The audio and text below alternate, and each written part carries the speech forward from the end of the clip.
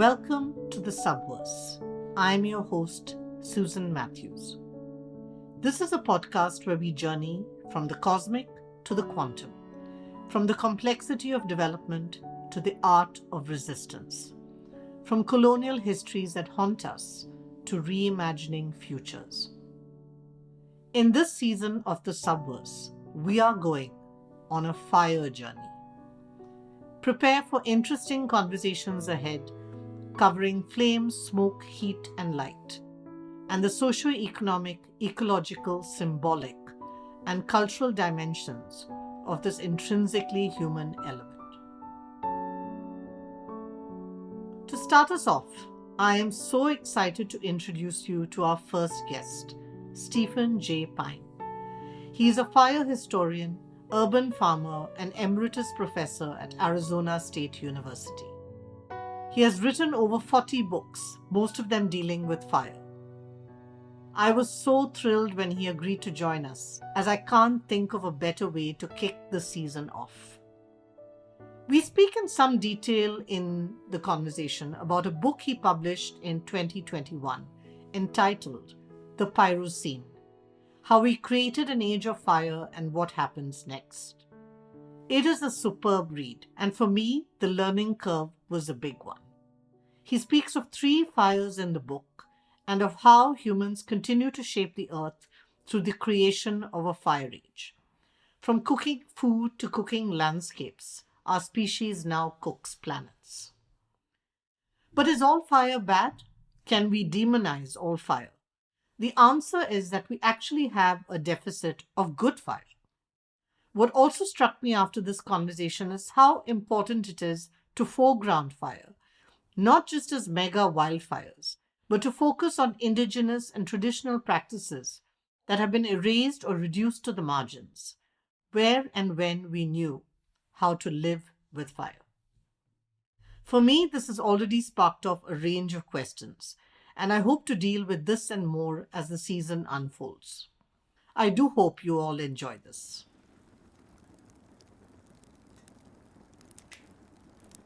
Stephen, I would like to start by welcoming you to the Subverse, and it's a complete pleasure and honor that you're joining us today. Oh, the pleasure is mine. Thank you for the invitation. Thank you. So, Stephen, I'm going to start with an essay that you wrote in 1999. I love this title, Attention, All Keepers of the Flame. And in this essay, you talk about how fire is inherently human. And here you write, it's the oldest of all human fire stories, the one found in every culture, in which we acquired, trapped, or stole fire as our own. The story is that fire is perhaps our defining ecological trait. It is what we do that no other creature does. Can you tell us more about this relationship we sapiens have with fire? And how is this our defining ecological trait? And why do these stories or myths hold such resonance? Well, I'm a pyromantic, not a pyromaniac, important distinction. So I'm really interested in the cultural connections with fire. Almost all of our knowledge of fire the last couple of centuries has been technology, science, and so forth. I'm interested in the other stories, and I'm fascinated by the way in which, over and again, people describe how they came to have fire and that how that separated them from the rest of creation. And we have many, many versions of this, even in Western civilization, the story of Prometheus. There are multiple versions of it, and elsewhere in the world. And in almost all of them, people are just part of the mass of creatures. And we're not particularly strong. We don't have fangs and talons. We're not fast. What do we have that will allow us to survive? And eventually they acquire fire. And they see fire as power. Often you have to steal it. Somebody hoards it. Some potentate has it and is powerful because that person has fire, refuses to share it. It has to be stolen, contrived, fought over in whatever way, and then distributed. And at that point, people go to the top of the food chain. And that's what we become. That makes us powerful in an ecological sense. Well, I'm a fire guy. I like to see how fire fits into this. Other people could look at water, could look at other kinds of earthly phenomena and how people require that as well. But for fire, and I think it makes a lot of sense, we have a lot of attributes. We may talk about, well, we have opposable thumbs, we're bipedal. We have a sense of humor. We're smart. We can do tensor calculus. We can imagine all these things. But you ask, how does that translate into an ecological agency? How does that allow us to manifest ourselves on the earth? And I come back to fire as being, if not the sole factor, the catalyst. How much of our technologies, our tools, always seem to have fire at some point in their creation. And I think there's a sense of the story that fire was all around us. It was a tool, was a natural phenomenon, but it was also a companion. And it's something we had to tend. I think a good case can be made that it's our first domestication. We have to birth it. We have to feed it. We have to train it. We have to watch over it all the time. It requires us to make social arrangements that are different, say, than having a hammer or a sword that you put somewhere and use as necessary. And this seems to be pretty deeply embedded throughout human societies until recently, when we industrialize, when modernity becomes a dominant force. Adopting fossil fuel combustion is basically a synonym for being a developed country. Your scale of development depends on how widely that is diffused. But when you do that, you have removed yourself from direct contact with fire. You've deconstructed fire into physical chemistry and heat and light. And when we lose that relationship, we forget how fire was important. The other research has come up recently that suggests the role of fire at night in hunting and foraging societies, that this is where the stories are told. This is where much of that kind of oral culture, traditions, mores and things are worked out. People sitting around a fire, talking. And, if you light a fire someplace, people are going to be drawn to it. We're not afraid of it. There are reasons to be afraid of some giant mega fire, a 100-meter flame laying, and the rest of it. Well, of course. But generally, people are going to be drawn to it. We wouldn't have survived. If you were afraid of fire intrinsically, you would have been out of the gene pool a long time ago. But the sense of storytelling itself and the role of fire as an occasion for it, not just an object to be discussed, but the arena, the setting in which stories are told. So anything we do at night has to have fire if we're going to proceed. So fire gets integrated with all this kind of other stuff that we don't even see. So I'm interested in tracing all that. As I say, we've got a lot of research, particularly in current last few decades, that is all about the science of fire, defined as enlightenment-based science, as that defines it. But this whole other story tends to be forgotten. It's such a lovely introduction. And I had the experience 2 months ago to be able to camp out in the desert. And, we did sit around a fire. In fact, we very rarely get opportunities to sit around an open flame. I completely agree with you. It's just something so hypnotic and mesmeric about fire. And it just brings out the best stories, especially ghost stories. Yeah. Now, people get very mellow around a fire. You look at it and you calm down. It is mesmerizing in a way. And, it's just a delight to see. Anyway, our relationship to fire, I've reduced it to a simple kind of almost syllogism, and that we got big heads and small guts because we learned to cook food. And then we went to the top of the food chain because we learned to cook landscapes. And now we've become a geologic force because we've begun to cook the planet.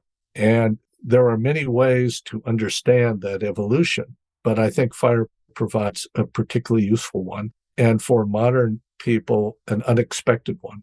It allows us to come at some of these questions sideways. It looks different. And yet I think the argument is quite good that fire, our ability to manipulate fire, our species' monopoly over that is a defining trait, and it is the one that has given us the power to make these other changes.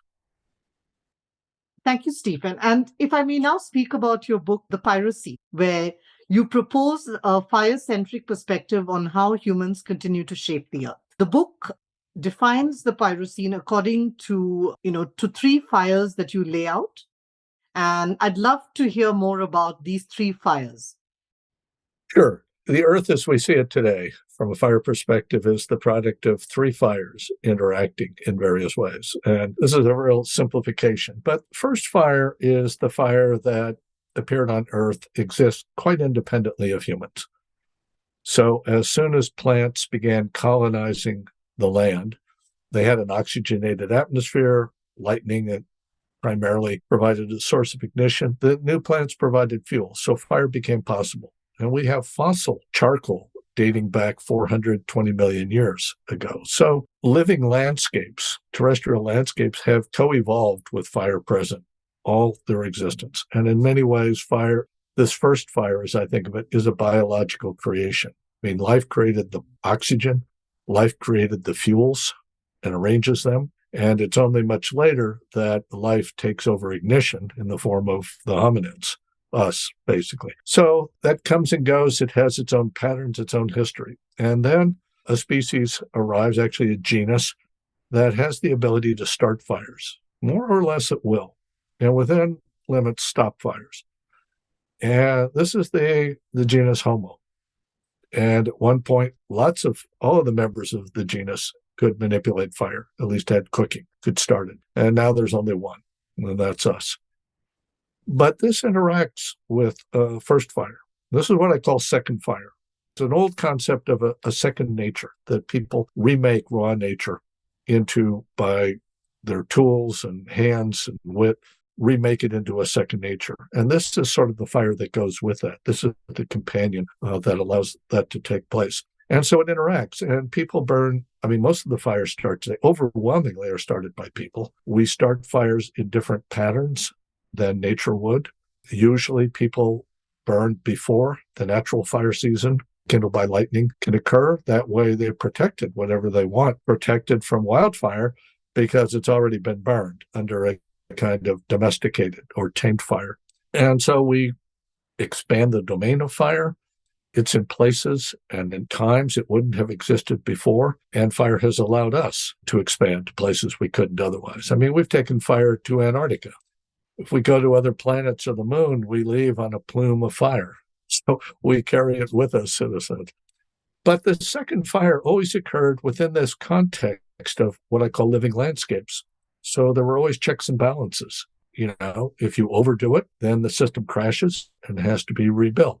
It's elastic, flexible. You can expand it, move it around, deform it, rearrange it, but there are limits.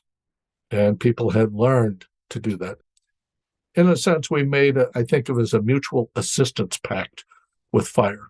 And each of us would expand the domain of the other. Well, this is most of human life until a couple of hundred years ago, looking for more stuff to burn, which is sort of what humans do. We wanted to expand the range of fuels, and we did that by reaching into the geologic past and exhuming landscapes that were once living but now fossilized. And we begin burning that. And this is what I call third fire. And I think out of that, we're making, in a sense, a third nature. But third fire is different because it can burn day or night, winter or summer, wet or dry. It doesn't matter. All of the old ecological boundaries and opportunities that had existed in living landscapes can be ignored. We can run power plants and cars whenever we wish to. There are no rhythms, all the old cycles. In a sense, it gave us unbounded power. We have a source of stuff, and there's so much fossil fuel around there we haven't touched. We could go on for a long time burning it. The problem is not the source, it's the sinks. This is outside of the old ecological constraints. It's overloading the air, it's overloading landscapes, it's overloading the oceans with the effluents. And this is deforming the planet on an Earth-sized scale. Climate change is one part of it, but looking at it from a fire perspective, you can see that all this other stuff is connected as well. It also means that humans interact with the landscape differently. We had used second fire to mediate our relationship to land, how we grew crops and raised herds, how we extracted resources and so forth. But with third fire, all those old connections are gone. We're remaking them. So in modern urban landscapes, our built environment is essentially fireproof, unless you have an earthquake or a war or something that deliberately shatters it. But all the materials we make it out of, the glass, the steel, the concrete, have already, in a sense, passed through the fire in an earlier stage of their composition. And in many ways, this is useful. I mean, it's nice that we don't have our houses filled up with smoke from burning dung and whatever else is used. And our cities have expanded that. Our cities used to be made of the same materials as the surrounding countryside, so they would burn at the same way in the same time. And it's nice not to have that happen.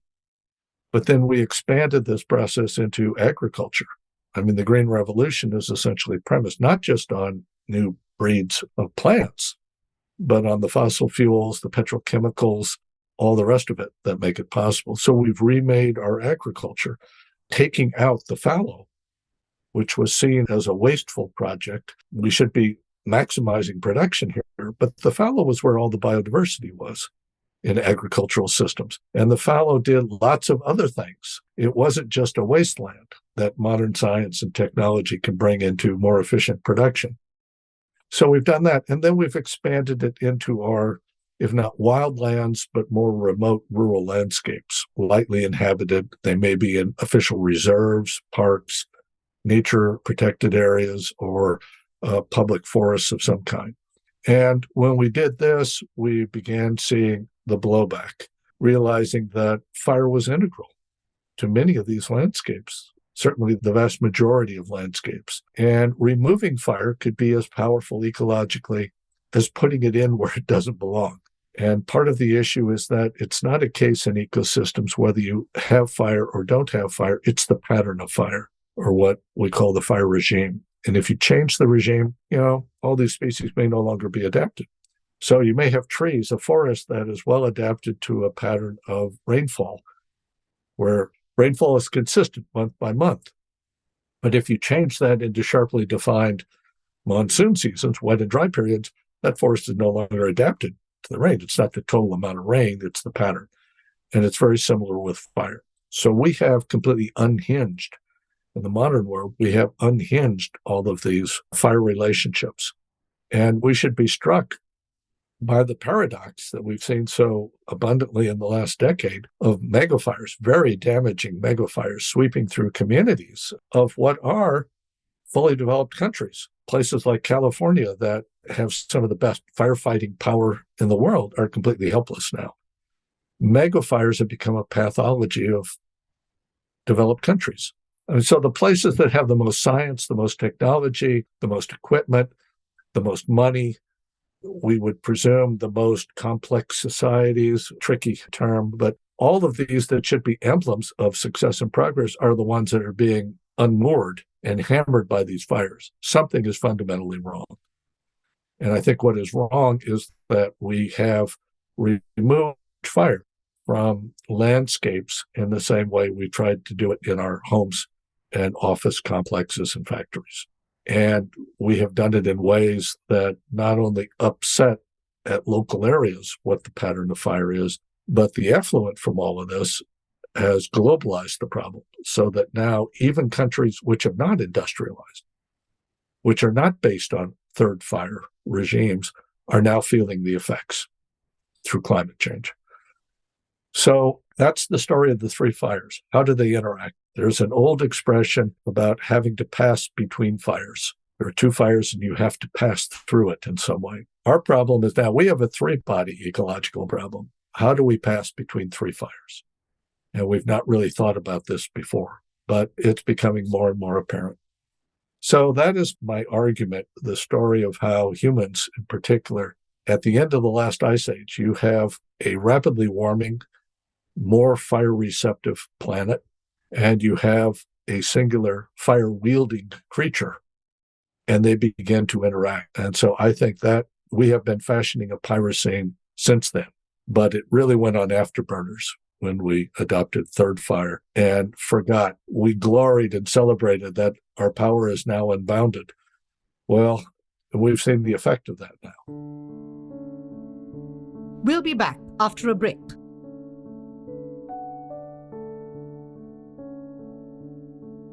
Another thing that really struck me also in the book is that as we moved from the first fire to the second fire to the third fire, fire has also lost that central place. We talked about that fireplace that we sat around. And as time has passed, I love the way you said in the book that the Enlightenment was the dark age of fire.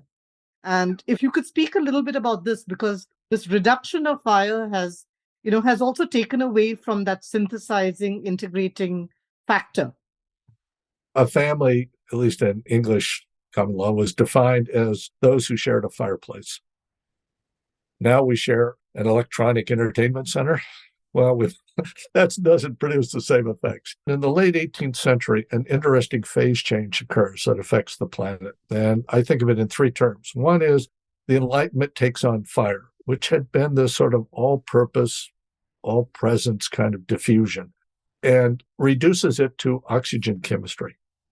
The discovery of oxygen takes fire out of the realm of scientific inquiry, and fire is now deconstructed into chemistry, which can be reassembled and put into machines, and other distinctive disciplines take on heat, light, and so forth. So fire loses its sort of integrating presence in the landscape. And the second thing is the development of steam engines based on fossil fuels. So this provides a new habitat for fire, but it is completely constructed one by humans and maintained by humans. And so it is outside all of the old constraints. And this gives enormous power. And the third thing is a new second wave of European expansion, this time not out of the Mediterranean countries, which had fire as a common phenomenon, but out of Northern Europe and areas for which fire is not natural. It exists because people put it there. So that becomes a vector for carrying these new ideas, the Enlightenment science ideas based on oxygen, and the steam engine, the new technology based on all this around the world. And that phase change is what has given us sort of our modern era of fire. But increasingly, it has dissociated us from fire. So I am in a place now that's illuminated by lights that was built out of materials made by applying industrial combustion. I drive a car that's based on it. My world is organized and powered by fire, but I don't see fire. And the only fires I see are either ceremonial, a birthday candle, or a religious ceremony of some sort where candles may remain. The only fires I see are ones on screens powered by electricity, which show devastation. If you put flames into something, people will look. And you see news media, there's a visual component, will always put fire in, whether fire is the central feature or not, because people will be drawn to it. We can't not look. So we've become divorced from fire, that old relationship. And our science developed without discussion of fire in landscapes. What fire meant was combustion chemistry, mechanical engineering, and so forth. And then when we began seeing the destruction that this new wave of European expansion had caused, particularly the wreckage of forests and land clearing and so forth, which gave rise to very large fires, foresters were brought in to manage these areas as protected forests, reserved lands, and they had no basis for fire. German, French forestry was completely hostile to fire and saw it as an implacable enemy and something that people like farmers and shepherds used to destroy forests. But they were put in charge of it. And so they became responsible for our understanding of fire on landscapes. We did not have a science of fire ecology, fire in landscapes, until about 30 years ago.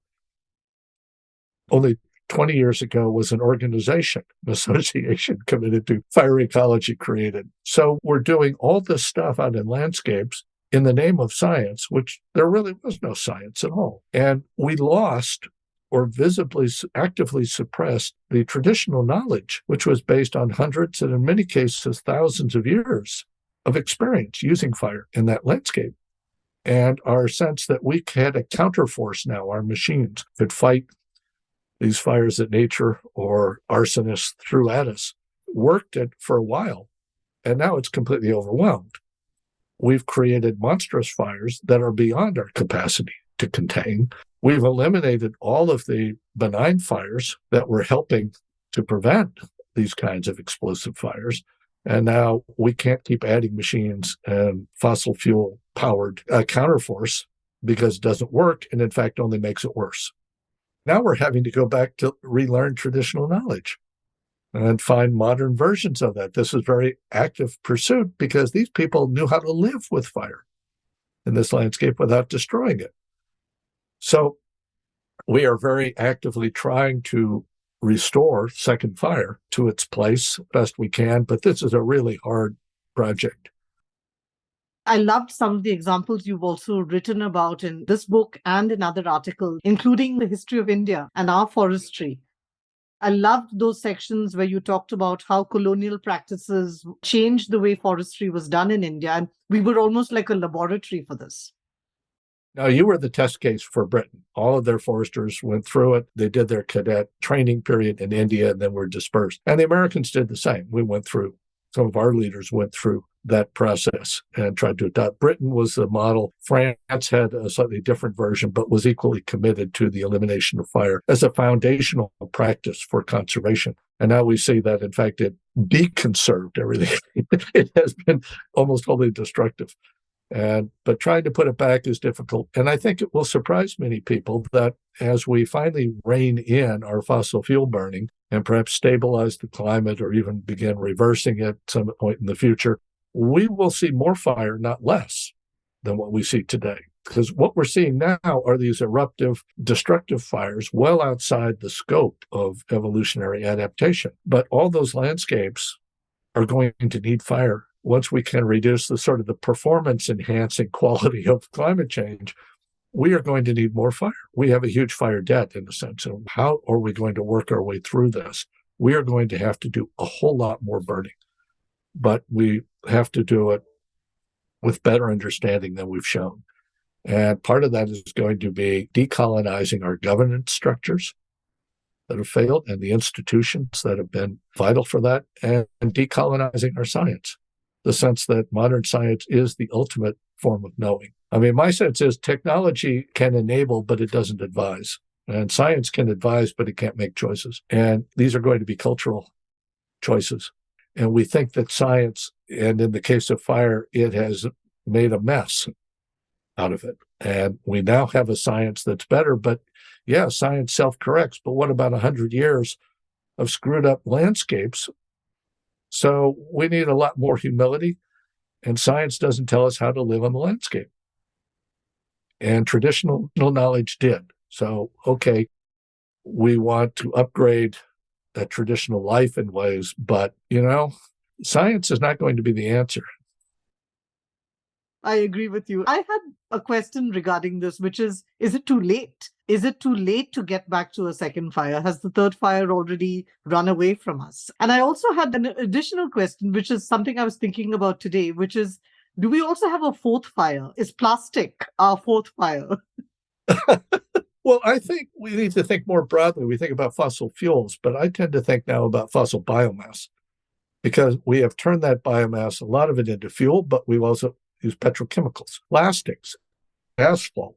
How much of the landscape in the modern world we inhabit that is made of materials, not just the energy, but the materials that come out of these geologic worlds. And we've overlain and interwoven it. And again, as with fire, the existing living lands can't absorb it. So the plastic just sits there. It's another kind of effluent, material effluent, not just, the gaseous or energy effluent that we get from burning. So I think it's that whole interrelationship. Is it too late? There are places that have continued second fire and places that are trying to do it, but it is becoming much harder because of climate change. So even if they have not converted to a third fire regime in that geographic space, they're subject to the atmospheric space that we all share. And that, without their wishes, is being perverted in ways that make it more difficult for them. It's going to be a difficult project. We're going to have a lot more fire. We're going to have a lot more smoke. We will have choices about what kind of smoke we can do and how we want the trade-off. But we've got to own up. We can't just put more energy from fossil fuels into the system and expect we can overpower it, and just by sheer will and power. I mean, even the Prometheus story, so fundamental in Western fire lore, Prometheus was chained. And in a sense, he needed shackles. He released power without constraints to these people. He was shackled. And interestingly, the story of the early steam engine pioneers and developers were called the New Prometheans. And it was a Prometheus Unbound Shelley produces his play at that time. And in a sense, they're right. But we ought to remember we identify with the defiant Titan Prometheus, but there were reasons why he was shackled, because humans were not able to cope with that much power without restraints. Stephen, I'm so happy that you mentioned Prometheus because I am going to have an episode on Frankenstein and Prometheus. When I first thought that I would deal with this element in my podcast, I had some ideas in my mind, but I think after reading your work, I love that line that you use, fire is innocent until proven guilty. It's absolutely true. And I'm a former lawyer, so that really stuck in my head, So, and I agree with that. And I think we've demonized it, because we see these mega fires, we think that all fire is bad. Yeah. And again, going back to our deficit of knowledge, genuine knowledge about fire, we really didn't have it. And it disappears from academic study in the late 18th century. Again, it's deconstructed so that the line I like to use is all the other ancient elements, earth, air, and water, have academic disciplines devoted to them, even whole academic departments. The only fire department on a university is one that sends emergency vehicles. And that, in a sense, illustrates the nature of our knowledge and the way we deal with fire now. I'd like to speak a little bit about aesthetics because you wrote this lovely article and we could talk a little bit about this and then you can give us some of your parting thoughts. In this article, you talk about the regeneration of nature and you say that will depend on how we regenerate our aesthetics. If we see the future world only through past perspectives, then we see it as loss. We need an appreciation of art suitable for our remade world. Can you speak a little bit more about this? Because I found it really fascinating. Well, again, I'm interested in how we are going to cope with the fire problems that we have, fire in the largest sense that I do. And the money is going into technological developments and scientific research. But ultimately, this is a cultural problem. I mean, why do we even have science? Why do we defer to science? That is a cultural choice. That is an accident of history in our societies. And I was thinking that part of that is going to be, where are the artists going to be on this? Where do we have our new narratives? Where do we have an aesthetic appreciation? The world that we're going to be facing is going to be remade by fire, in some places violently, in some places in chunks, but it's going to be remade for a fairly long period of time. What kind of aesthetics could we have for that? Can we learn to think about it differently? We will need to do that to be able to live contentedly and successfully in this world. And that article was prompted by a fire conference held in the region I live in. And we went out during a field trip to see this area that had been suffered by this really high intensity, severe fire, well outside the scope of adaptations for this forest. The man who was leading us had studied the forest, reconstructed its early fire history, and he was obviously grieving about it. His childhood, his adult life, his home had been destroyed. His life's work, in a sense, had been trashed. But I was thinking, what if my grandkids were here and they looked at that landscape? How would they see it? And they might be enchanted by all kinds of other things. They wouldn't have known what went on. And they could devise an aesthetic that could be meaningful to them. And I thought, well, that's the task before all of us. We need to be able to create the stories, the art, the aesthetics for the worlds that are coming, and recover as a part of that our sense of good fire. And there are bad fires, let's be clear. There are demonic fires, there are monstrous fires, but this is a very small population. And we've lost all of that fire that brings people together, that helps to integrate many natural landscapes. I've written a fire history of Mexico, and I have a book that will be published next year. I have a book coming out next month called Pyrocene Park. It's on Yosemite National Park, a famous place, monumental scenery, but was all created by ice during the last ice ages in the Sierra Nevada of California. And now the park is being overwhelmed by the presence of fire, burning living landscapes, but also climate change and its consequences. And I realized this was a cameo of the planet. An Earth that had been remade by ice ages now being remade by a fire age. And there was an effort, the focus of the book is an effort Park has had for 50 years to try to reintroduce fire and stave off the worst kinds of effects. And so it was an interesting experiment and in many ways a hopeful one. And they've done a lot of good work, but they were also lucky There's the old saying, it's better to be lucky than good. And I think all of us are going to have to hope we're lucky. Beyond that, just continuing to think about fire in various ways. Thank you so much, Stephen. It's really been wonderful to have this conversation with you. And I look forward to reading the books that are coming out. And we do hope that we can be in touch and maybe have more conversations at a later stage. Thank you for the invitation. It was fun.